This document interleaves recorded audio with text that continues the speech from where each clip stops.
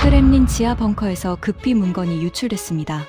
러시아가 가장 두려워해야 할 나라, 미국도 중국도 아니었습니다. 전 세계 정보기관이 발칵 뒤집혔습니다. 보고서에 적힌 국가명은 대한민국이었습니다. 1950년 소련 전차의 4일 만에 수도를 내준 그 나라가 75년 만에 러시아의 북극 패권을 위협하고 있었습니다.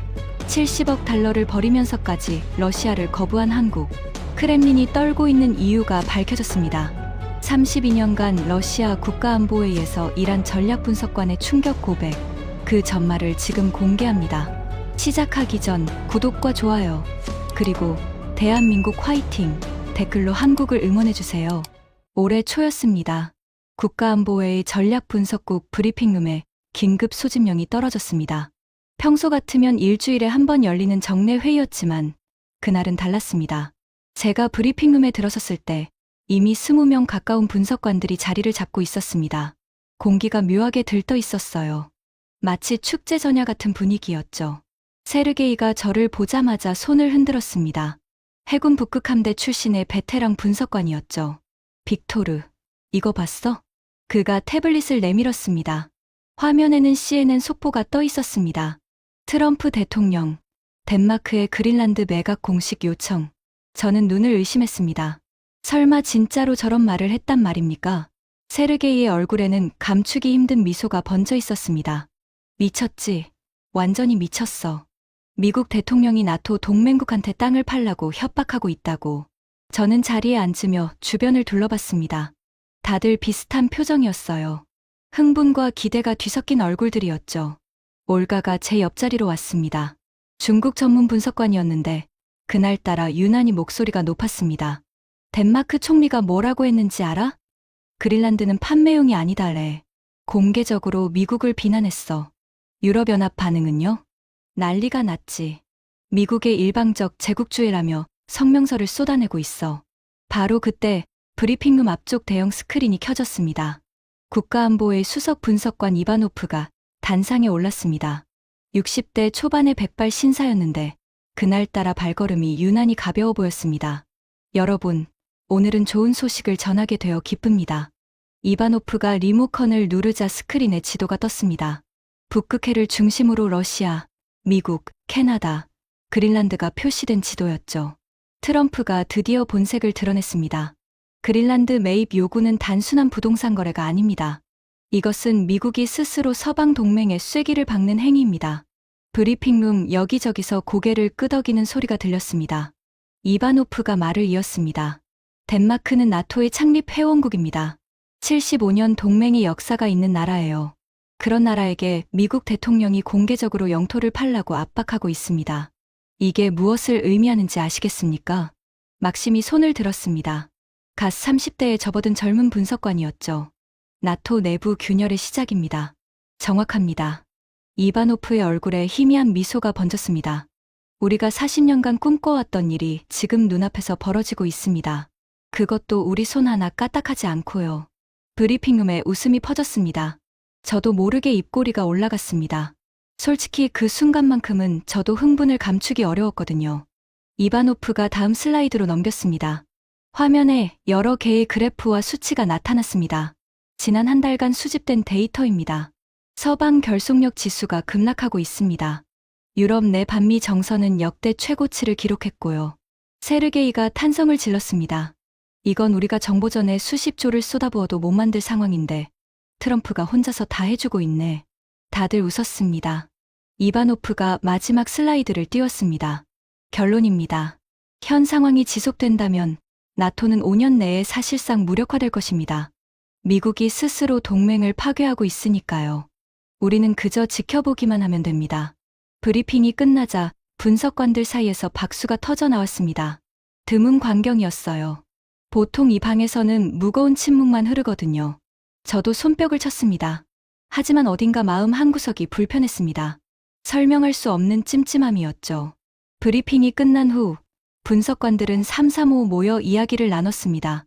평소 같으면 각자 사무실로 흩어져 보고서 작업에 들어갈 시간이었지만 그날은 아무도 먼저 자리를 뜨려 하지 않았습니다. 세르게이가 커피를 들고 제 옆으로 왔습니다. 빅토르, 이번엔 진짜야. 진짜로 끝났어. 뭐가 끝났다는 거야? 냉전. 진짜 냉전 말이야. 그가 커피를 한 모금 마시며 말을 이었습니다. 소련이 무너졌을 때 우리가 졌다고 생각했잖아. 근데 이제 보니까 그게 아니었던 거야. 경기는 아직 안 끝났던 거지. 그리고 지금 미국이 스스로 자멸하고 있어. 저는 고개를 끄덕였습니다. 세르게이의 말이 틀린 건 아니었거든요. 올가가 대화에 끼어들었습니다. 트럼프가 이번에 끝내줬어. 유엔 탈퇴 협박, 나토 방위비 갈등. 이제 동맹국 영토까지 노린다고? 미국이 빠진 나토는 그냥 껍데기야. 막심이 태블릿을 들여다보며 말했습니다. 실시간 반응인데요. 나토 사무총장이 긴급 성명을 발표했습니다. 동맹의 결속을 해치는 어떤 행위도 용납할 수 없다고요. 세르게이가 코웃음을 쳤습니다. 용납할 수 없다. 그래서 뭘 어쩌겠다고? 미국 없이 나토가 뭘 할 수 있는데? 그의 말에 주변 분석관들이 동의하듯 고개를 끄덕였습니다. 솔직히 말하면 그들의 분석은 틀리지 않았습니다. 객관적인 데이터만 보면 그랬거든요. 미국은 나토 전체 국방비의 70%를 부담하고 있습니다. 해구산의 주체이고 정보 네트워크의 중심이며 군사 기술의 원천이죠. 미국이 나토에서 발을 빼면 남는 건 독일의 고장난 탱크들과 영국의 축소된 해군뿐입니다. 이바노프가 다시 단상에 올랐습니다. 여러분, 오늘 브리핑 내용을 바탕으로 각자 담당 분야별 시나리오를 작성해 주세요. 주제는 미국 고립주의 가속화에 따른 지역별 기회 요인입니다. 그가 의미심장한 미소를 지었습니다. 특히 동유럽 담당은 주목해 주세요. 오래 기다려온 기회가 올 수도 있습니다. 동유럽 담당 분석관들 사이에서 술렁임이 일었습니다. 다들 무슨 의미인지 알고 있었거든요. 발트 3국, 폴란드, 루마니아, 소련 붕괴 이후 우리가 잃어버린 영향권이었죠. 저는 제 자리로 돌아가 컴퓨터를 켰습니다. 북극 전략이 제 담당 분야였으니까요. 하지만 키보드 위에 올린 손이 움직이지 않았습니다. 뭔가 이상했습니다. 너무 완벽했어요. 모든 게 너무 우리에게 유리하게 돌아가고 있었습니다. 32년 동안 이 일을 해오면서 배운 게 하나 있습니다. 세상에 공짜 점심은 없다는 거죠. 상대가 실수하는 것처럼 보일 때 그건 진짜 실수이거나 함정이거나 둘 중 하나입니다. 트럼프가 바보입니까? 아닙니다. 그 사람은 바보가 아닙니다. 무례하고 예측 불가능하긴 해도 바보는 절대 아니에요. 부동산 재벌에서 미국 대통령까지 올라간 사람입니다. 협상 테이블에서 자기가 원하는 걸 따내는 능력은 역대 어떤 정치인보다 뛰어납니다. 그런 사람이 왜 대놓고 동맹을 적으로 돌리는 행동을 할까요? 저는 창밖을 바라봤습니다. 모스크바의 겨울 하늘은 잿빛이었습니다. 뭔가 놓치고 있어. 혼잣말이 입 밖으로 새어나왔습니다. 그날 밤, 저는 사무실에 남아 트럼프의 과거 행적을 분석했습니다. 허풍, 과장, 협박, 트럼프의 트레이드마크였죠. 취임 첫날, 그는 우크라이나 전쟁을 24시간 내에 끝내겠다고 했습니다. 물론 못 끝냈죠. 시진핑을 좋은 친구라고 칭하더니 다음날 관세 폭탄을 때렸습니다. 김정은과 특별한 관계를 자랑하더니 협상이 결렬되자 군사 옵션을 언급했고요. 대부분의 분석가들은 트럼프의 발언을 그냥 쇼맨십으로 치부합니다. 관심을 끌기 위한 과장이라고요. 하지만 제가 주목한 건 다른 부분이었습니다. 그의 허풍 중 상당수가 실제로 이루어졌다는 겁니다. 미국을 가상화폐 중심국으로 만들겠다고 했을 때 다들 웃었습니다. 지금 미국은 세계 최대 비트코인 보유국입니다. 나토 방위비 인상을 요구했을 때 유럽은 코웃음을 쳤습니다. 5년 후 대부분의 나토 국가들이 국방비를 2배로 늘렸습니다. 미국 역사상 최초로 북한 땅을 밟은 대통령이 되겠다고 했습니다. 실제로 밟았습니다. 패턴이 보이기 시작했습니다. 트럼프는 미친 소리를 한 다음 진짜로 실행합니다. 문제는 사람들이 미친 소리 단계에서 웃어넘기고 대비를 안 한다는 거죠. 그린란드 매입도 마찬가지일 수 있습니다. 물론 상식적으로는 불가능해 보입니다. 그린란드는 세계 최대의 섬이에요. 면적이 한반도의 10배가 넘습니다. 그걸 어떻게 산다는 거죠? 하지만 트럼프는 상식대로 움직이는 사람이 아닙니다. 저는 미국 국방부, 펜타곤의 최근 공개 문서들을 검색하기 시작했습니다. 북극 전략 관련 자료들이 쏟아져 나왔습니다. 2025년 발표된 북극 안보 전략, 해군 조선 계획, 에너지 안보 로드맵, 문서들을 하나씩 읽어 내려갔습니다. 그리고 이상한 점을 발견했습니다. 펜타곤의 계획표가 너무 공격적이었습니다. 5년 내에 쇠빙선 함대를 구축하고 북극해 연안에 새로운 기지를 건설하며 북극 항로 장악을 위한 해군력을 배치한다는 내용이었습니다. 솔직히 말해서 불가능한 일정이었습니다. 현재 미국은 쇠빙선이 단 2척뿐입니다. 그것도 노후화된 녀석들이에요. 반면 우리 러시아는 42척을 보유하고 있고 매년 2척씩 추가로 건조하고 있습니다. 미국이 우리를 따라잡으려면 최소 20년은 걸립니다. 그런데 5년. 상식적으로 말이 안 됩니다. 그런데 펜타곤은 그 비상식적인 일정을 버젓이 공식 문서에 적어놨습니다. 예산 계획까지 상세하게요. 마치 누군가 도와줄 것처럼 작성된 문서였습니다. 저는 문서 속 동맹국 언급 횟수를 세기 시작했습니다. 펜타곤이 북극 전략에서 협력 파트너로 지목한 국가들이 누군지 확인하고 싶었거든요. 캐나다 4회. 당연한 결과였습니다. 캐나다는 북극해와 직접 맞닿아 있고 미국에 가장 가까운 이웃이니까요. 일본 3회. 이것도 예상 범위였습니다. 태평양 동맹의 핵심 파트너니까요. 영국 2회. 특별한 관계라는 수식어가 붙는 나라답게 언급됐습니다. 그런데 한 국가의 이름이 비정상적으로 많이 등장했습니다. 대한민국 12회.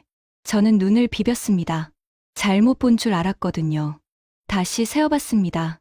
12회가 맞았습니다. 캐나다보다 3배 많았습니다. 북극과 지리적으로 아무 관련도 없는 나라가 북극 전략 문서에서 가장 많이 언급된 동맹국이었습니다. 등줄기가 서늘해졌습니다. 왜 한국이 이렇게 많이 나오는 거지? 다음 날 아침, 저는 출근하자마자 펜타곤 문서를 더 깊이 파고들었습니다. 단순히 언급 횟수만 많은 게 아니었습니다. 한국에 대한 서술 방식 자체가 달랐습니다. 캐나다에 대해서는 이렇게 적혀 있었습니다. 캐나다는 그린란드 접근에 있어 지리적 완충 역할을 수행할 것으로 기대된다. 미국의 독점적 북극 접근을 위한 감시 임무를 담당하게 될 것이다. 요약하면 자리나 지키고 있으라는 겁니다. 일본에 대한 서술도 비슷했습니다. 일본은 태평양 측면 지원 역할을 수행한다. 단, 현재 일본 산업계의 보수적 투자 성향을 고려할 때 대규모 참여는 제한적일 것으로 예상된다. 있으면 좋지만 없어도 그만이라는 뉘앙스였죠. 그런데 한국에 대한 서술은 완전히 달랐습니다. 대한민국은 본 전략의 핵심 실행 파트너로 지정된다. 한국의 조선 역량과 생산 인프라는 미국의 북극 진출, 일정을 획기적으로 단축시킬 수 있는 유일한 외부 자원이다. 저는 이 문장을 3번 읽었습니다. 유일한 외부 자원. 유일하다고요? 전 세계의 조선업, 강국이 한둘이 아닙니다. 중국은 세계 최대의 선박 생산국이고 일본도 여전히 상당한 역량을 보유하고 있습니다. 유럽에는 핀란드, 노르웨이, 독일 같은 전통의 조선 강국들이 있고요. 그런데 왜 하필 한국이 유일한 파트너입니까? 저는 의자에 등을 기대고 천장을 바라봤습니다. 뭔가 우리가 놓치고 있는 게 있었습니다. 점심시간이 되자 저는 세르게이를 찾아갔습니다. 해군 출신인 그는 조선업에 대해 저보다 훨씬 잘 알고 있었거든요. 세르게이, 한국 조선업에 대해 좀 알려줘. 그가 의아한 표정을 지었습니다. 갑자기 왜? 북극 전략이랑 무슨 상관이야? 펜타곤 문서에서 한국이 계속 나와서 이상하지 않아? 세르게이가 잠시 생각하더니 고개를 끄덕였습니다. 한국 조선업, 꽤 큰 건 맞지. LNG선은 거의 독점 수준이고. 독점. 전 세계 LNG, 운반선의 96%를 한국에서 만들어. 삼성중공업, 현대중공업, 하나오션. 이 세 회사가 다 해먹고 있지. 96%라고요? 저는 그 숫자가 믿기지 않았습니다. 장난해? 96%가 말이 돼? 사실이야. LNG선은 아무나 못 만들거든. 영하 160도에서 액화천연가스를 운반해야 하는데 그 극저온 환경을 견디는 탱크 기술이 엄청 어려워. 한국이 그 기술을 완전히 장악하고 있어. 저는 메모를 했습니다. LNG선, 영하 160도, 한국 독점.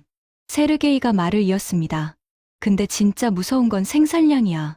한국 조선소 하나가 연간 건조하는 배가 몇 척인지 알아? 얼마나?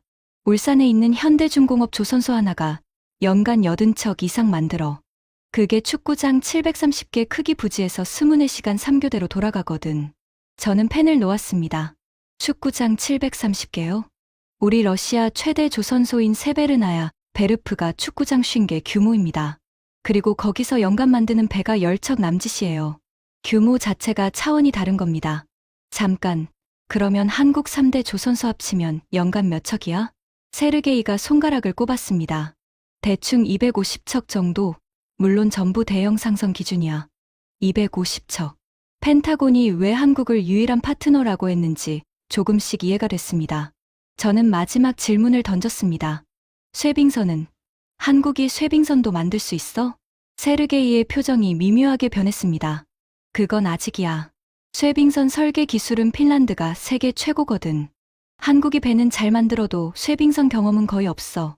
저는 안도의 한숨을 내쉬었습니다. 그래, 아직은 괜찮아. 한국이 아무리 배를 많이 만들어도 쇠빙선 기술이 없으면 북극 진출은 불가능하니까. 하지만 그 안도감은 오래가지 않았습니다. 사무실로 돌아와 펜타곤 문서를 다시 읽는데 한 문장이 눈에 들어왔습니다. 핀란드 아커 아크틱스의 쇠빙선 설계의 기술과 대한민국의 대량 생산 역량을 결합하는 방안을 최우선 추진한다. 핀란드의 기술, 한국의 생산력, 심장이 쿵 내려앉았습니다. 이 두 가지가 합쳐지면 어떻게 될까요? 세계 최고의 쇠빙선 설계 기술을 가진 나라와 세계 최대의 선박 생산 역량을 가진 나라가 손을 잡는 겁니다. 핀란드가 연간 만들 수 있는 쇠빙선은 기껏해야 10척입니다. 우리가 따라잡을 수 없는 수준은 아니죠. 하지만 한국이 그 기술을 가져가면 저는 펜타곤 문서의 예상 일정을 다시 봤습니다. 한국 조선사 기술 습득 예상 소요, 기간 18개월. 본격 양산 개시 예상 시점 36개월 후. 5년 차 예상 쇠빙선 보유 대수 55척 이상. 55척. 우리 러시아의 현재 쇠빙선 보유량이 42척입니다. 40년간 쌓아온 북극 패권의 근간이죠. 그런데 미국과 한국이 손잡으면 3년 만에 양산을 시작하고 5년 만에 우리를 추월한다고요? 저는 양손으로 얼굴을 감쌌습니다. 이게 말이 됩니까? 하지만 숫자는 거짓말을 하지 않습니다. 한국의 생산 역량은 실제로 저 정도입니다. 그들이 마음만 먹으면 정말로 3년 만에 쇠빙선 기술을 자기 것으로 만들 수 있어요. 저는 떨리는 손으로 보고서를 작성하기 시작했습니다. 긴급 분석 보고서. 제목 미국 북극 전략에서의 한국 변수 재평가. 요약 현재 러시아 정보 분석에서 심각하게 과소평가된 요소가 존재함. 대한민국의 조선 역량이 미국의 북극 진출 일정에 미치는 영향에 대한 재평가가 시급함. 보고서를 쓰는 내내 손이 떨렸습니다. 동료들이 샴페인을 터뜨리며 환호하는 동안 저는 깨달았습니다. 우리가 경계해야 할 건 트럼프가 아닙니다. 트럼프 뒤에 서 있는 그 작은 나라입니다. 제 보고서는 상부에서 묵살됐습니다. 이바노프 수석 분석관이 직접 저를 불렀습니다. 그의 사무실은 브리핑룸 바로 옆에 있었죠. 창문으로 모스크바 시내가 내려다 보이는 꽤 넓은 방이었습니다. 빅토르, 자네 보고서 읽어봤네. 그가 책상 위에 제 보고서를 툭 던졌습니다. 한국이 위협이라고? 진심인가? 저는 똑바로 서서 대답했습니다. 진심입니다. 펜타곤 문서를 분석한 결과 한국의 조선 역량이 미국의 북극 전략에서 핵심 변수로 작용하고 있습니다. 이바노프가 피식 웃었습니다. 한국이 북극에서 뭘 할 수 있다는 건가? 그 나라는 적도 근처에 있는 열대 국가 아닌가? 열대는 아닙니다만 지리적으로 북극과 무관한 건 맞습니다. 하지만 문제는 지리가 아닙니다. 생산 역량입니다. 이바노프가 손을 내저었습니다. 자네, 북극 경험이 얼마나 중요한지 알잖아. 우리 러시아가 왜 북극의 지배자인지 알고 있지. 100년 넘게 시베리아와 북극해에서 굴러왔기 때문이야. 그 경험은 돈으로 살 수 없어. 알고 있습니다. 하지만 뭔가? 저는 잠시 망설였습니다. 상관에게 반박하는 건 쉬운 일이 아니었거든요. 미국이 그 경험을 사려고 하고 있습니다. 핀란드에서요. 이바노프의 표정이 살짝 굳었습니다. 핀란드? 네. 펜타곤 문서에 명시되어 있습니다. 핀란드의 아커 아크틱스와 기술 제휴를 추진 중이라고요. 이바노프가 잠시 생각에 잠겼습니다. 핀란드는 쇠빙선 설계 분야에서 세계 최고의 기술력을 보유한 나라였거든요. 우리 러시아도 핀란드 기술을 벤치마킹한 적이 있을 정도입니다. 핀란드라. 그건 좀 신경 쓰이는군. 문제는 핀란드만이 아닙니다. 저는 한 발짝 앞으로 다가섰습니다. 핀란드는 설계는 잘하지만 생산 능력이 제한적입니다. 연간 쇠빙선 건조량이 10척도 안 됩니다. 그 속도로는 우리를 따라잡는데 50년이 걸려요. 그럼 뭐가 문제야? 한국이 문제입니다. 핀란드가 설계하고 한국이 만들면 계산이 완전히 달라집니다. 이바노프가 의자에 깊숙이 등을 기댔습니다. 구체적으로 말해보게. 저는 준비해 온 자료를 꺼냈습니다. 한국의 조선 역량을 과소평가하면 안 됩니다. 현재 전 세계 LNG, 운반선의 96%가 한국에서 건조됩니다. 고부가 가치 선박 시장의 70%를 한국이 장악하고 있고요. 96%, 그게 사실인가? 사실입니다. LNG선은 영하 163도의 극저온 환경에서 작동해야 합니다. 그 기술을 제대로 가진 나라가 한국밖에 없어요. 삼성중공업, 현대중공업, 하나오션. 이 세 회사가 전 세계 LNG선 시장을 독점하고 있습니다. 이바노프의 눈빛이 조금 진지해졌습니다. 극저온 기술이라 쇠빙선과 비슷한 환경이군. 정확합니다. LNG선과 쇠빙선은 기술적 공통점이 많습니다. 극한 환경에서 작동해야 하고 특수 소재와 정밀 용접 기술이 필요하죠. 한국이 LNG선을 만들 수 있다면 쇠빙선도 만들 수 있습니다. 설계도만 있으면요. 그리고 그 설계도를 핀란드가 제공한다. 네. 미국이 중개하고요. 사무실에 침묵이 흘렀습니다. 이바노프가 천천히 고개를 끄덕였습니다. 알겠네. 자네 말이 일리가 있어. 하지만 아직 가설 단계 아닌가. 실제로 그런 협력이 이루어질지는 두고 봐야지. 수석님, 이미 이루어지고 있습니다. 저는 마지막 카드를 꺼냈습니다. 3개월 전 미국 해군이 한국 조선사의 비공식 협촉을 시작했습니다. 표면적으로는 함정 정비 계약 논의지만 실제로는 쇠빙선 공동 개발 가능성을 타진하고 있습니다. 이바노프의 표정이 굳어졌습니다. 그 정보 출처는 해군 정보국입니다. 세르게이가 확인해 줬습니다. 이바노프가 한숨을 내쉬었습니다. 알았어. 일단 자네 보고서를 상부에 올려보겠네. 하지만 너무 기대는 하지 말게. 지금 분위기가. 자네도 알잖아. 저는 고개를 숙여 인사하고 사무실을 나왔습니다. 기대하지 말라고요? 그럴 수 없었습니다. 저는 뭔가 거대한 변화가 다가오고 있다는 확신이 들었거든요. 2주 후 상황이 급변했습니다. 미국 국무부가 공식 발표를 냈습니다. 미국, 캐나다, 핀란드 3국 쇠빙선 공동건조 협정 체결. 협정의 이름은 아이스 팩트였습니다. IC 팩트. 얼음 조약이라는 뜻이죠. 발표 직후 국가안보회의에 다시 긴급 소집이 걸렸습니다. 이번에는 분위기가 달랐습니다. 2주 전에 축제 분위기는 온데간데 없고 브리핑룸에는 긴장감이 감돌았습니다. 이바노프가 단상에 올랐습니다. 그의 얼굴에는 피로가 역력했습니다. 여러분, 상황이 예상보다 빠르게 전개되고 있습니다. 스크린에 아이스 팩트 협정문이 떴습니다. 이 협정의 핵심은 간단합니다. 핀란드가 설계하고 미국이 돈을 대고 생산은. 이바노프가 잠시 멈췄습니다. 생산 파트너가 아직 공식 발표되지 않았습니다. 하지만 우리 정보에 따르면 한국이 유력합니다. 브리핑룸이 술렁였습니다. 막심이 손을 들었습니다. 한국이요? 한국은 아이스 팩트 서명국이 아닌데요. 그래서 비공식 파트너라는 거야. 세르게이가 대답했습니다. 그의 표정도 어두웠습니다. 협정문에는 없지만 실제 생산은 한국에서 이루어질 가능성이 높아. 캐나다에는 대형 조선소가 없고 미국 조선소는 이미 해군 함정 물량으로 꽉 차 있거든. 올가가 끼어들었습니다. 잠깐, 핀란드 자체 생산은요? 핀란드 조선소도 있잖아요. 제가 대답했습니다. 핀란드 조선소 전체를 합쳐도 연간 생산량이 10척 미만입니다. 게다가 대부분 소형선 기준이에요. 대형 쇠빙선이라면 2년에 한 척 만들기도 빠듯합니다. 이바노프가 고개를 끄덕였습니다. 빅토르 말이 맞아.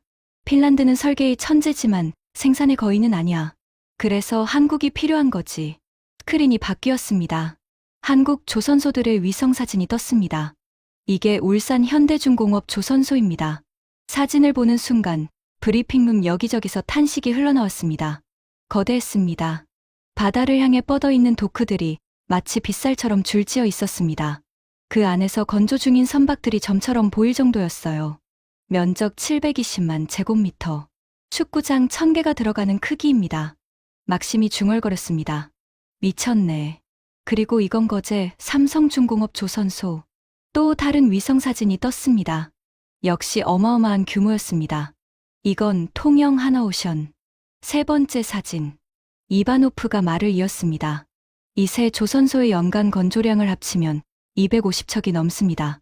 전 세계 선박 발주량의 40%를 이 세 곳에서 소화하고 있어요. 브리핑룸이 조용해졌습니다. 이바노프가 결론을 내렸습니다. 핀란드의 기술과 한국의 생산력이 결합되면 우리의 계산이 완전히 틀어집니다. 그가 새로운 슬라이드를 띄웠습니다. 시뮬레이션 결과입니다. 화면에 그래프가 나타났습니다. X축은 연도, Y축은 쇠빙선 보유량이었습니다. 현재 러시아 쇠빙선 42척, 현재 미국 쇠빙선 2척, 5년 후 예상치. 그래프의 선이 교차했습니다. 러시아 50척, 미국 및 동맹 65척. 브리핑룸에 침묵이 내려앉았습니다. 세르게이가 신음처럼 말했습니다. 50년간 쌓아온 우위가 5년 만에 뒤집힌다고? 이바노프가 고개를 끄덕였습니다. 한국이 본격적으로 쇠빙선 양산에 들어가면 연간 20척 이상 건조가 가능합니다. 우리는 연간 2척이 한계고요. 올가가 물었습니다. 대응책은요? 이바노프가 쓴웃음을 지었습니다. 우리도 생산량을 늘리는 수밖에 없어. 하지만 조선소 증설에만 최소 10년이 걸려. 그때쯤이면 이미 개임은 끝나 있겠지. 저는 창밖을 바라봤습니다. 개임이 끝난다. 40년간 러시아의 자존심이었던 북극 패권이 지구 반대편의 작은 나라 때문에 무너질 수 있다니. 믿기 어려웠지만 숫자는 거짓말을 하지 않았습니다. 그날 밤, 저는 집에 돌아가지 않고 사무실에 남았습니다. 한국에 대해 더 알아야 했습니다. 이 나라가 도대체 어떤 나라인지, 왜 이렇게 무서운 생산 능력을 갖게 됐는지 이해해야 했어요. 자료를 뒤지다가 저는 충격적인 기록을 발견했습니다. 2014년 러시아와 한국 사이에 있었던 일이었습니다. 당시 우리 러시아는 야말 반도에서 대규모 천연가스 개발 프로젝트를 진행하고 있었습니다.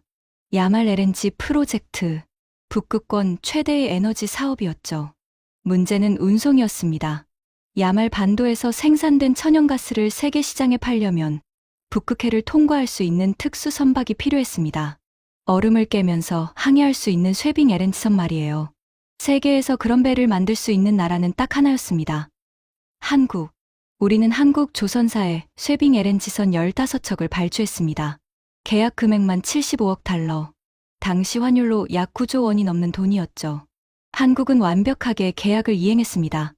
약속한 5년 안에 15척 전부를 인도했고 단 한 척의 불량도 없었습니다. 북극의 혹독한 환경에서도 그 배들은 완벽하게 작동했어요. 푸틴 대통령이 직접 첫 번째 배의 인도식에 참석했을 정도입니다. 한국의 기술력에 경의를 표한다고 말했죠. 우리는 확신했습니다. 한국은 돈만 주면 뭐든 만들어주는 최고의 파트너라고요. 그래서 두 번째 프로젝트도 한국에 맡겼습니다. 아틱 LNG, 2점 야말보다 더 큰 규모의 프로젝트였습니다. 이번에는 쇠빙 LNG선 18척을 발주했습니다. 계약 금액은 70억 달러. 배들은 순조롭게 건조되고 있었습니다. 2024년 초, 첫 번째 배가 거의 완성 단계에 접어들었죠. 그리고 모든 것이 무너졌습니다. 우크라이나 전쟁. 서방의 제재가 시작되자 한국 정부가 움직였습니다. 대러시아 제재 동참.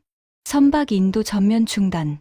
저는 그 뉴스를 처음 봤을 때 눈을 의심했습니다. 70억 달러입니다. 작은 도시 하나를 통째로 지을 수 있는 돈이에요. 그 돈을 날리면서까지 계약을 파기한다고요? 게다가 배는 이미 다 만들어져 있었습니다. 하나오션과 삼성중공업의 도크에 우리가 주문한 쇠빙 LNG선들이 완성된 채로 떠 있었어요. 인도만 하면 70억 달러를 받을 수 있는 상황이었습니다. 그런데 한국은 그 돈을 포기했습니다. 저는 이해할 수 없었습니다. 한국은 자원이 없는 나라입니다. 석유도 없고 천연가스도 없고 철광석도 부족해요. 모든 원자재를 수입해서 가공하는 구조입니다. 그런 나라에게 70억 달러는 결코 작은 돈이 아닙니다. 그런데 왜? 자료를 더 뒤졌습니다. 한국 언론 보도를 찾아봤습니다. 번역기를 돌려가며 읽었죠. 국제사회의 제재에 동참하는 것은 대한민국의 책임입니다. 동맹과의 신뢰는 돈으로 살 수 없습니다. 우리는 원칙을 지키는 나라입니다. 저는 화면을 멍하니 바라봤습니다. 원칙이라고요? 비즈니스에서 원칙이 뭐가 중요합니까? 이익이 전부 아닙니까? 하지만 한국은 달랐습니다. 그들은 70억 달러의 당장의 이익보다 동맹과의 신뢰를 선택했습니다. 국제사회에서의 평판을, 장기적인 관계를 선택한 거예요. 그 순간 저는 깨달았습니다. 우리가 한국을 완전히 잘못 봤다는 것을요. 우리는 한국을 그저 돈을 주면 물건을 만들어주는 공장으로 생각했습니다. 가격만 맞으면 누구와도 거래하는 상인이라고요. 하지만 한국은 달랐습니다. 그들에게는 선이 있었습니다. 넘지 않는 선 말이에요. 돈보다 중요한 가치가 있다는 걸 행동으로 보여준 겁니다. 저는 의자에 깊숙이 몸을 묻었습니다. 무섭다는 생각이 들었습니다. 돈에 흔들리지 않는 나라, 원칙을 지키는 나라, 그런 나라와 적대하고 있다는 사실이요. 우리 러시아는 지금까지 돈으로 많은 것을 해결해 왔습니다. 유럽의 가스를 팔아 영향력을 행사하고 무기를 팔아 동맹을 만들었죠. 돈이면 안 되는 게 없다고 생각했습니다. 하지만 한국에게는 그게 통하지 않았습니다. 더 무서운 건 다음이었습니다. 한국이 우리를 버린 직후 미국이 한국에 손을 내밀었습니다. 미국 해군 함정 정비 계약, 한국 조선사와 체결, 필라델피아 조선소 인수, 한화그룹, 우선협상 대상자 선정, 미 해군, 한국산 함정 부품 도입 검토. 미국은 한국의 선택이 얼마나 가치 있는 것인지 알아봤습니다. 그리고 즉시 보답했죠. 한국이 우리에게서 잃은 70억 달러를 미국이 몇 배로 갚아주고 있었습니다. 지금 한국 조선소에는 미국 해군 함정들이 줄지어 들어오고 있습니다. 정비와 개조 물량이 밀려들고 있어요. 장기적으로는 신규 건조 계약까지 논의되고 있죠. 한국은 70억 달러를 잃었지만 그 대가로 세계 최강 해군의 신뢰를 얻었습니다. 반면 우리는 수레빙 LNG선 18척이 한국 조선소에 묶여 있습니다. 인도받지 못한 채로요. 그 배들 없이는 아틱 LNG, 이 프로젝트가 제대로 돌아가지 않습니다. 북극에 천연가스를 팔 수가 없어요. 우리의 북극 에너지 수출 전략이 한국 때문에 막혀버린 겁니다. 저는 모니터를 끄고 한숨을 쉬었습니다. 돈보다 원칙을 선택하는 나라. 그런 나라가 미국의 편에 서 있습니다. 이건 단순한 비즈니스 문제가 아니었습니다. 가치관의 문제, 신뢰의 문제였어요. 우리가 상대하고 있는 건 그냥 제조업 강국이 아니었습니다. 신념이 있는 나라였습니다.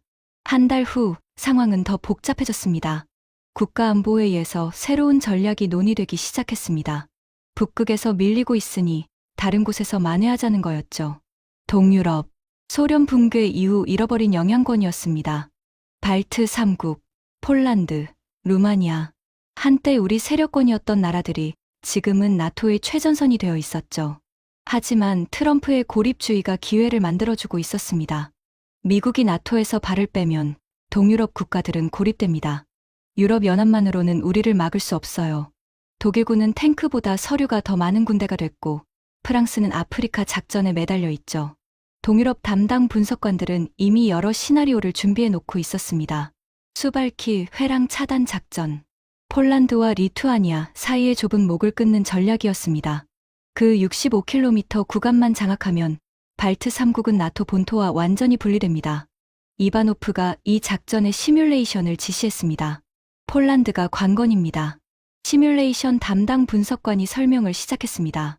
폴란드는 2014년 이후 국방비를 대폭 늘렸습니다. 현재 GDP의 4% 이상을 국방에 투자하고 있어요. 나토 기준의 2배입니다. 스크린에 폴란드군의 장비 목록이 떴습니다. 주요 장비 에이브럼스 전차 250대, 패트리어트 미사일 2개 대대, F-35 전투기 32기 도입 예정. 막심이 끼어들었습니다. 전부 미국제네요. 미국이 나토에서 발 빼면 저것들 유지보수는 어떻게 해요? 좋은 질문입니다. 분석관이 고개를 끄덕였습니다. 미국제 무기의 치명적인 약점이 바로 그겁니다. 유지보수와 부품 공급이 전적으로 미국에 의존해요.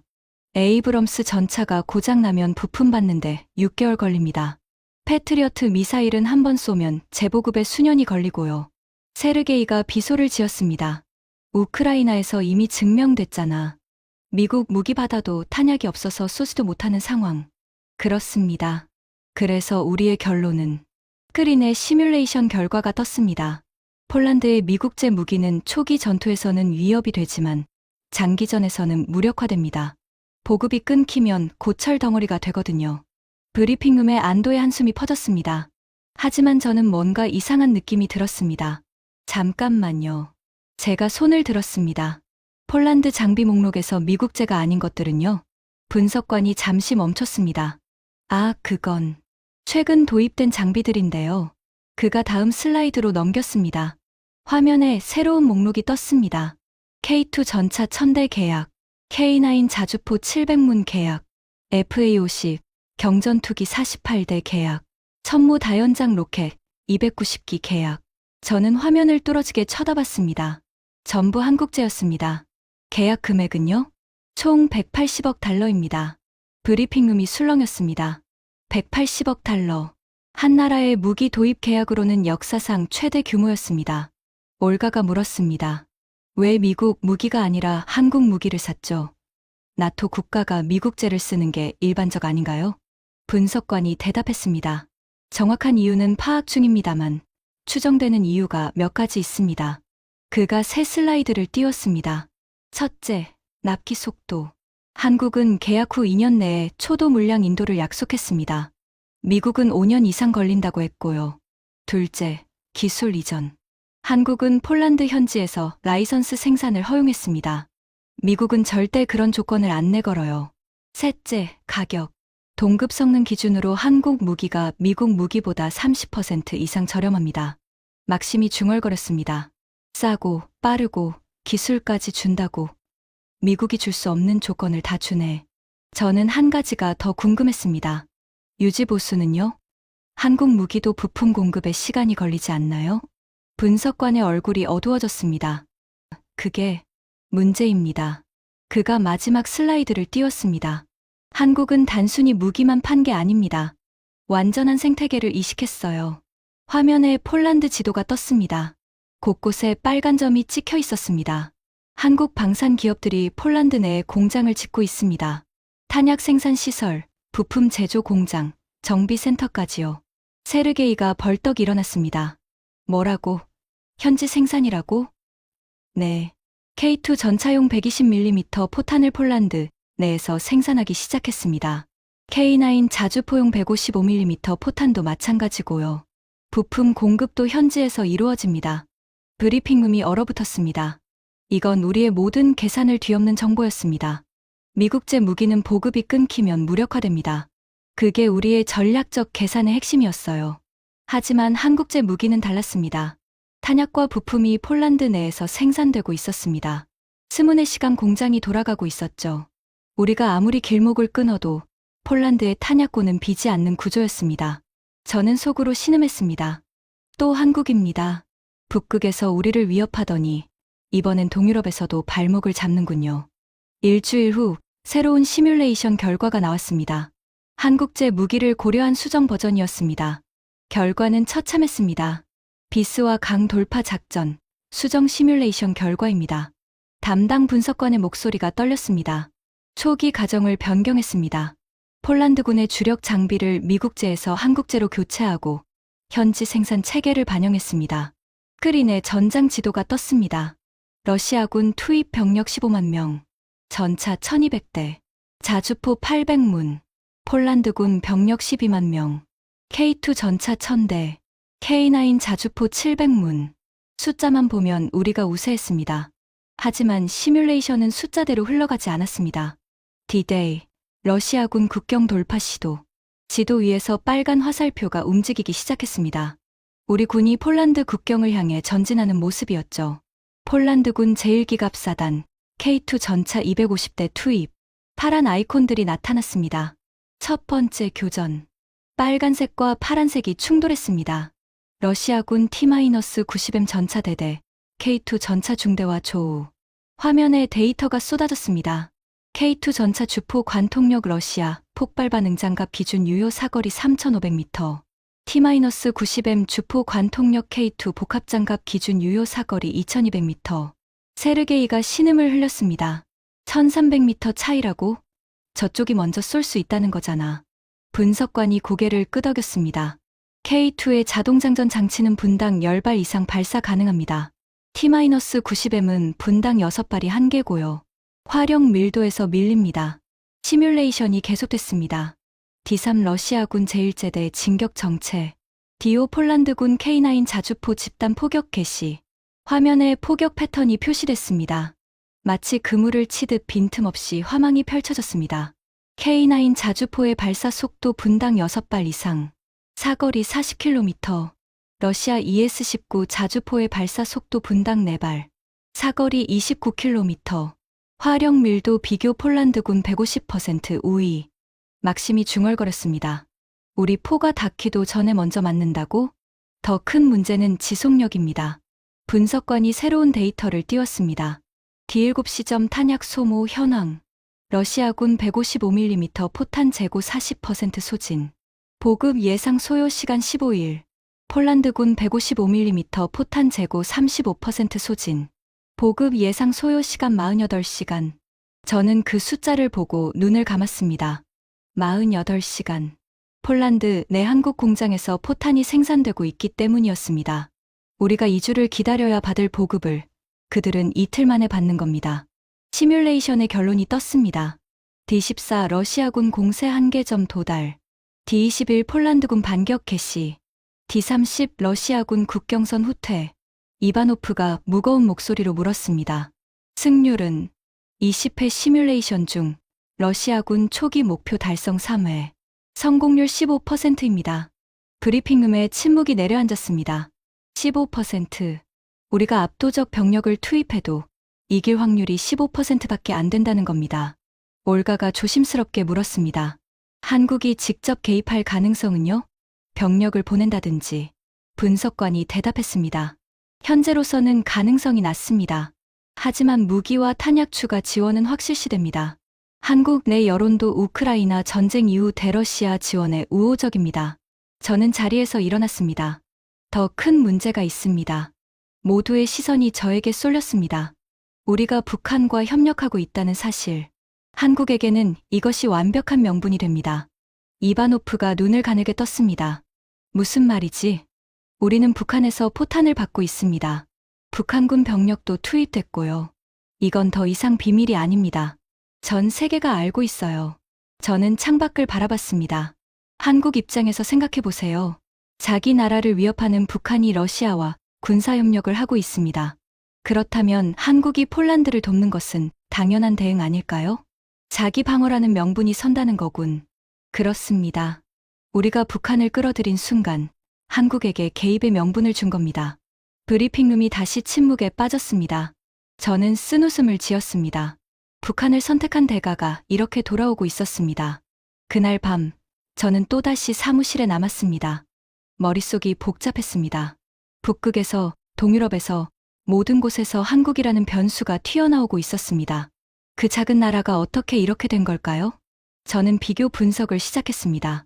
우리의 선택과 미국의 선택. 우크라이나 전쟁이 장기화되면서 우리에게는 새로운 파트너가 필요했습니다. 고전적인 무기와 탄약이 부족했거든요. 첨단 미사일은 있었지만 전선을 유지할 기본 화력이 모자랐습니다. 우리는 북한을 선택했습니다. 북한은 즉시 응답했습니다. 152mm 포탄 1,500만 발을 보내줬고 5만 명의 병력까지 파견했습니다. 숫자로만 보면 괜찮은 거래였습니다. 하지만 무엇을 받았는지 자세히 들여다보면요. 북한제 포탄은 불발률이 높았습니다. 10발 중 2발은 안 터졌어요. 품질 관리가 안 된 오래된 재고였거든요. 북한군 병력은 현대전 경험이 전무했습니다. 드론 대응, 위성 정찰 회피, 전자전 같은 기본적인 현대 전술도 몰랐어요.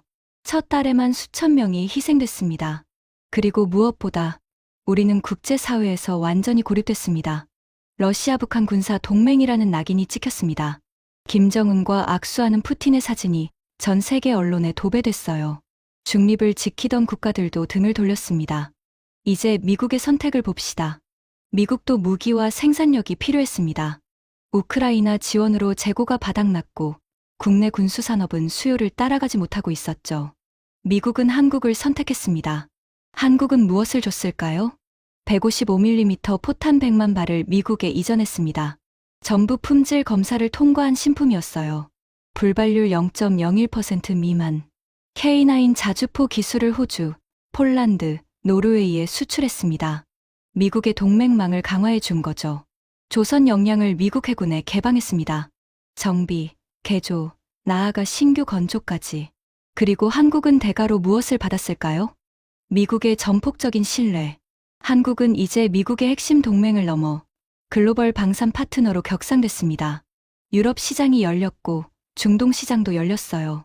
전 세계에서 한국 무기를 사겠다고 줄을 서고 있습니다. 저는 두 선택을 나란히 놓고 비교했습니다.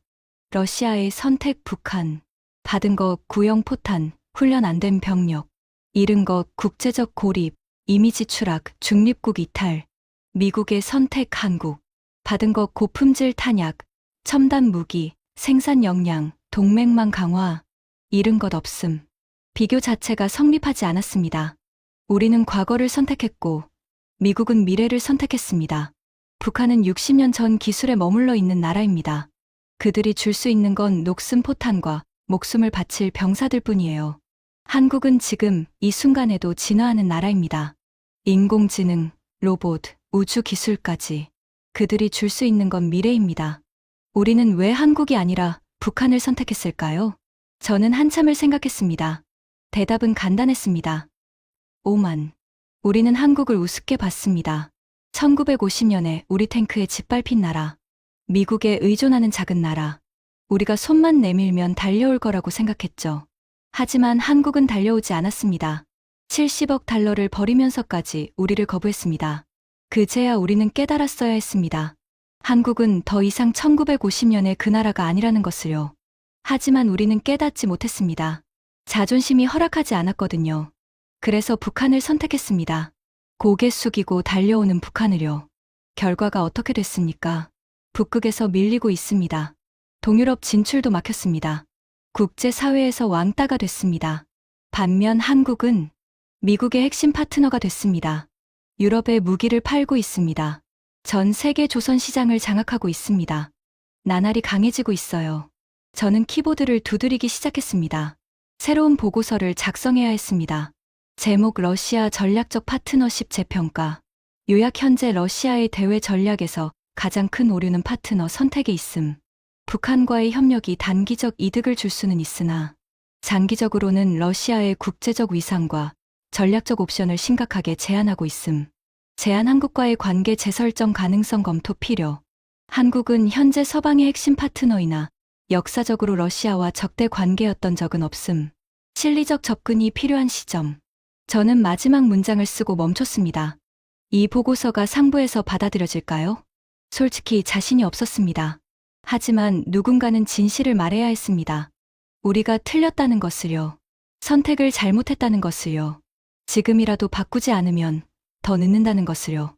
저는 보고서 파일을 저장하고 의자에 기대앉았습니다. 창밖으로 모스크바의 새벽이 밝아오고 있었습니다. 긴 밤이었습니다. 하지만 진짜 긴 밤은 이제부터 시작이었습니다. 보고서를 제출한 다음 날, 저는 휴가를 신청했습니다. 32년 만에 첫 휴가였습니다. 저는 모스크바 외곽에 있는 작은 마을로 향했습니다. 아버지가 묻혀 계신 곳이었죠. 묘지는 한적했습니다. 2월의 러시아는 아직 겨울이었고 눈이 소복이 쌓인 묘비들 사이로 찬바람이 불었습니다. 아버지의 묘비 앞에 섰습니다. 예브게니 알렉산드로비치 페트로비치 1930에 2015.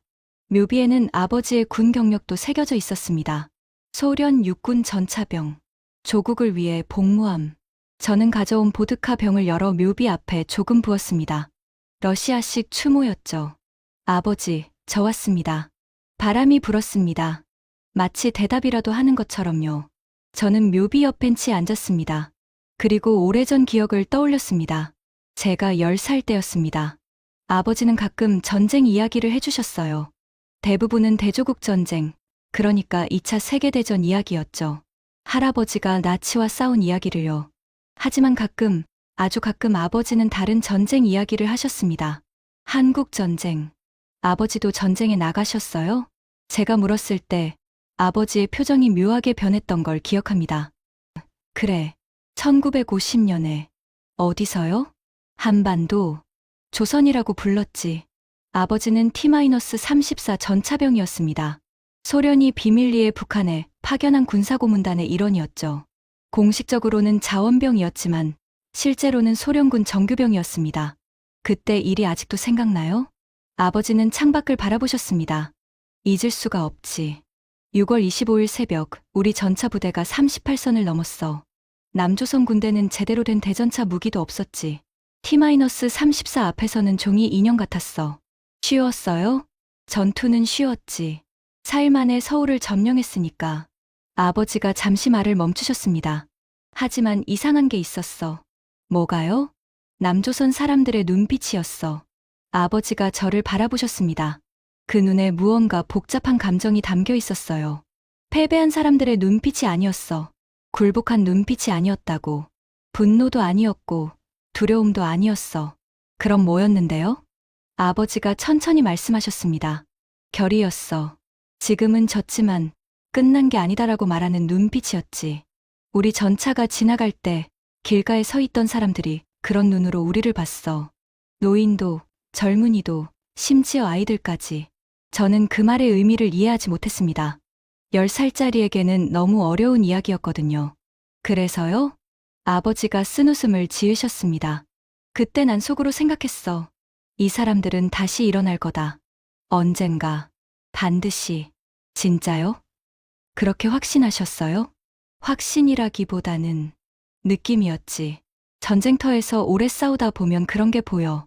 꺾인 적과 꺾이지 않은 적의 차이가. 아버지는 그 뒤로 한동안 말이 없으셨습니다. 그리고 제가 잠자리에 들기 전 아버지가 마지막으로 한마디를 하셨습니다. 빅토르, 기억해라. 그 나라 사람들을 절대 얕보지 마라. 언젠간 다시 일어날 거다. 그리고 그때는 우리가 놀랄 거야. 저는 그 말을 오랫동안 잊고 살았습니다. 국가안보회의에 들어가고 분석관이 되고 승진을 하면서 바쁘게 살았죠. 아버지가 돌아가신 후에도 그 말을 떠올리지 못했습니다. 그런데 지금 이 순간 묘비 앞에 앉아 있으니 그 말이 선명하게 떠올랐습니다. 언젠간 다시 일어날 거다. 그리고 그때는 우리가 놀랄 거야. 저는 눈을 감았습니다.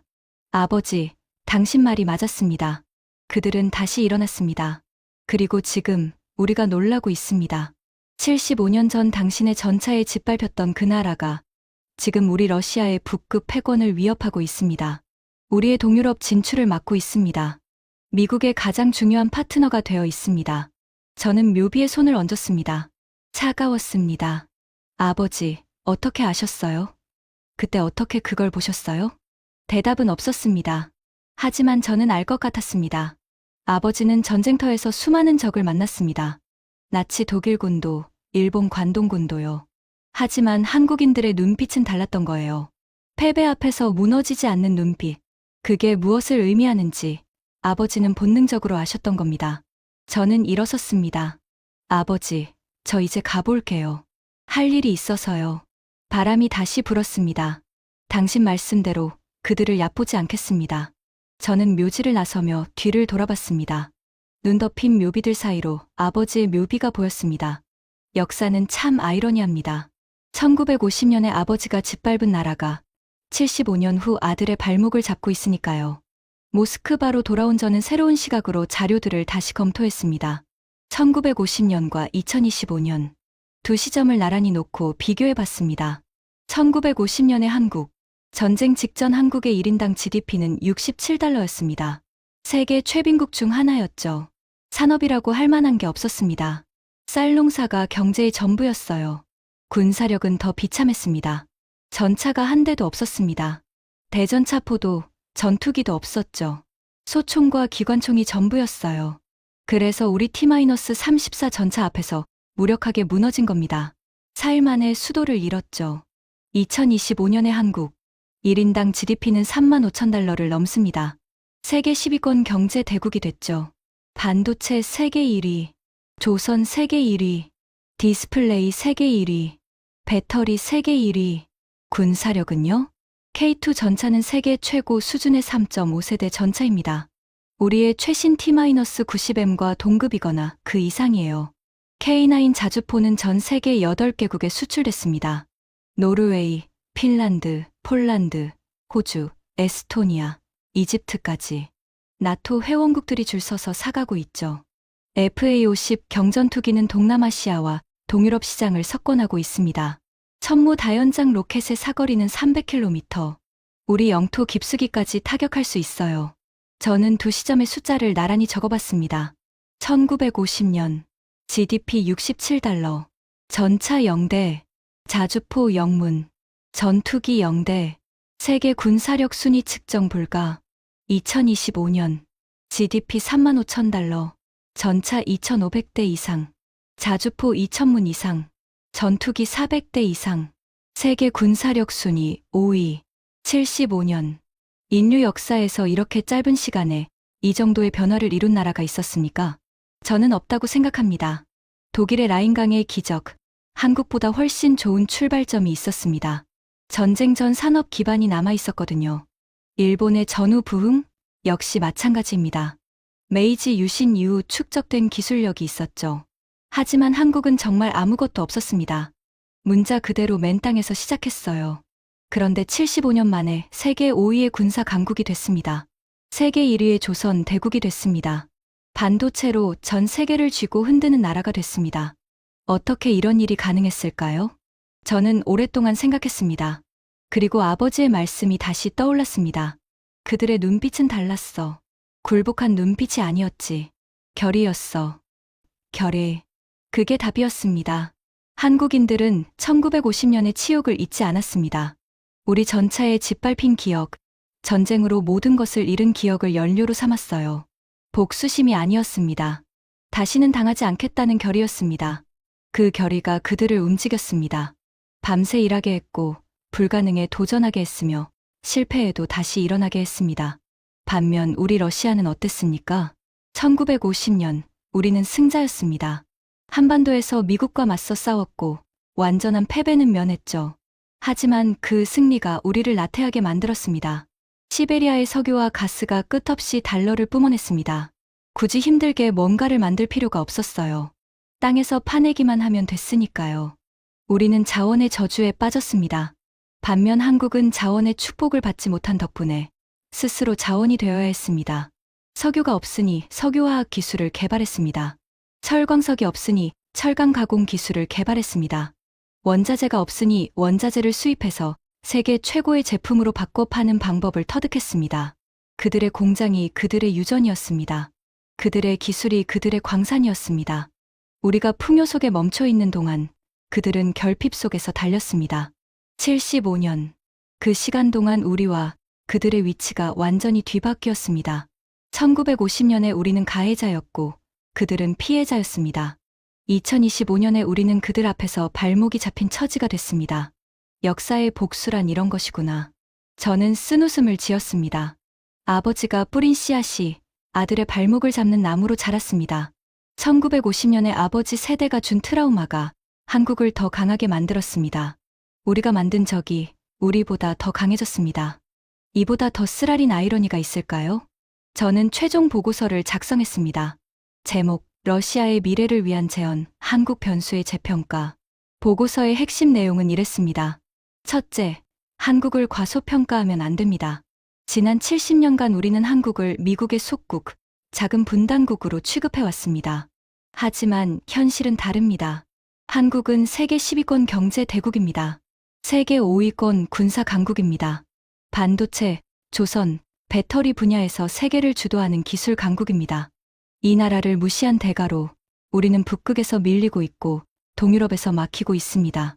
둘째, 북한과의 협력은 장기적으로 손해입니다. 북한이 줄 수 있는 것은 구형 무기와 훈련 안 된 병력뿐입니다. 반면 우리가 잃는 것은 국제적 위상, 첨단 기술 접근권, 중립국들의 지지입니다. 북한을 선택한 순간 우리는 한국을 영원히 잃었습니다. 그리고 한국과 함께 미국, 유럽, 일본이라는 선진국 네트워크도 잃었습니다. 셋째, 장기적으로 한국과의 관계 재설정이 필요합니다. 역사적으로 러시아와 한국이 직접 전쟁을 벌인 적은 없습니다. 1950년 한국전쟁도 공식적으로는 북한과 유엔군의 전쟁이었죠. 한국은 실리적인 나라입니다. 돈이 되면 움직이고 기술이 필요하면 협력합니다. 감정보다 이익을 따지는 나라예요. 우리에게는 그들이 필요로 하는 것이 있습니다. 에너지, 광물, 우주 기술, 원자력 기술. 한국에게는 우리가 필요로 하는 것이 있습니다. 조선 기술, 반도체 기술, 배터리 기술, 효율적인 생산 시스템, 상호 이익의 여지가 있습니다. 물론 당장은 불가능합니다. 우크라이나 전쟁이 끝나지 않았고 북한과의 협력이 진행 중이니까요. 하지만 언젠가는 10년 후든 20년 후든 전쟁이 끝나고 새로운 질서가 형성될 때 우리는 선택을 해야 합니다. 과거에 매달릴 것인가, 미래를 향해 갈 것인가, 북한이라는 과거를 붙들 것인가, 한국이라는 미래를 택할 것인가. 저는 보고서의 마지막 문단을 썼습니다. 결론 한국은 더 이상 무시할 수 있는 나라가 아니다. 그들은 1950년의 그 나라가 아니다. 우리가 틀렸음을 인정해야 한다. 그리고 틀린 것을 바로잡아야 한다. 지금은 적이지만 영원한 적은 없다. 영원한 것은 국익뿐이다. 러시아의 장기적 국익을 위해 한국과의 관계 재설정 가능성을 열어두어야 한다. 저는 보고서를 저장하고 의자에 기대앉았습니다. 이 보고서가 상부에서 어떤 반응을 얻을지 모릅니다. 어쩌면 무시될 수도 있어요. 어쩌면 저를 문책할 수도 있죠. 하지만 누군가는 진실을 말해야 했습니다. 우리가 지고 있다는 것을, 우리가 틀렸다는 것을, 변해야 한다는 것을. 저는 창밖을 바라봤습니다. 모스크바의 하늘에 노을이 지고 있었습니다. 붉은 빛이 건물들 사이로 퍼지고 있었죠. 32년. 제가 이 일을 한 시간입니다. 32년 동안 수많은 보고서를 썼습니다. 수많은 분석을 했고, 수많은 예측을 했죠. 하지만 오늘 쓴 이 보고서가 가장 어려웠습니다. 왜냐하면 이건 우리의 실패를 인정하는 보고서니까요.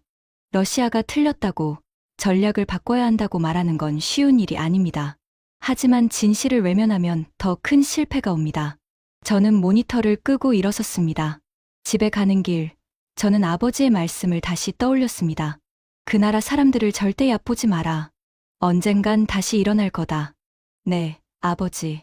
그들은 일어났습니다. 그리고 이제 우리가 선택할 차례입니다. 그들을 계속적으로 둘 것인가? 아니면 새로운 관계를 모색할 것인가? 저는 후자를 선택하고 싶습니다. 아버지가 1950년에 보았던 그 눈빛, 결의와 의지가 담긴 눈빛. 그런 눈빛을 가진 사람들과는 싸우는 것보다 협력하는 게 낫습니다. 역사가 그걸 증명했으니까요. 이 영상을 보시는 여러분께 말씀드립니다. 저는 빅토르 페트로비치, 러시아 국가안보회의에서 32년을 일한 전략분석관입니다. 오늘 들려드린 이야기는 제가 직접 경험하고, 직접 분석하고, 직접 보고서로 작성한 내용입니다. 한국이라는 나라, 우리 러시아에게 한국은 오랫동안 관심밖의 나라였습니다. 미국의 동맹, 분단국, 작은 나라. 그 정도로만 생각했죠. 하지만 지금 그 작은 나라가 러시아의 전략적 계산을 모조리 뒤엎고 있습니다. 북극에서, 동유럽에서, 방산시장에서, 조선산업에서 어디를 보나 한국이 있습니다. 미국의 그린란드 야욕 뒤에 한국이 있습니다. 폴란드의 철벽 방어 뒤에 한국이 있습니다. 우리 북극 에너지 수출이 막힌 이유도 한국입니다. 작은 나라가 어떻게 이렇게 된 걸까요? 대답은 간단합니다. 그들은 멈추지 않았습니다. 1950년에 짓밟혔을 때도, 전쟁으로 모든 것을 잃었을 때도, 가난에 허덕일 때도 그들은 멈추지 않고 달렸습니다. 우리가 석유를 퍼올리며 쉬고 있을 때 그들은 공장을 돌렸습니다. 우리가 과거의 영광에 취해 있을 때 그들은 미래를 준비했습니다. 75년. 그 시간 동안 세상은 바뀌었습니다. 가해자와 피해자의 위치가 바뀌었습니다. 강자와 약자의 자리가 바뀌었습니다. 이게 역사입니다. 멈춘 자는 추월당하고 달린 자는 앞서 나갑니다. 러시아가 배워야 할 교훈이 여기 있습니다. 자원이 축복이 아닐 수도 있습니다. 풍요가 덫이 될 수도 있습니다. 진짜 강한 나라는 가진 것이 많은 나라가 아니라 멈추지 않는 나라입니다. 한국이 그걸 증명했습니다. 저는 러시아 사람으로서 씁쓸합니다. 하지만 동시에 한국이라는 나라의 경의를 표합니다. 75년 전 우리 전차에 짓밟히고도 다시 일어나 오늘날 세계를 놀라게 한 그 저력에, 돈보다 원칙을 선택하는 그 기계에, 멈추지 않는 그 의지에, 여러분은 대단한 나라의 국민입니다. 자부심을 가지셔도 됩니다. 아니, 가져야 합니다. 왜냐하면 당신들은 불가능을 가능으로 바꾼 사람들이니까요. 그리고 그 이야기는 아직 끝나지 않았습니다. 오늘의 대한민국은 내일 더 강해질 겁니다. 저는 그걸 압니다. 75년의 역사가 그걸 증명하니까요. 지금까지 러시아 국가안보회의 분석관이 직접 경험한 충격적인 이야기였습니다. 75년 전 짓밟혔던 나라가 오늘날 세계를 놀라게 하고 있습니다. 멈추지 않은 대한민국의 저력, 자랑스럽지 않으신가요? 이 이야기가 마음에 드셨다면 주변에 널리 공유해주세요. 구독과 좋아요도 부탁드립니다. 지금까지 터칭 스토리였습니다. 감사합니다.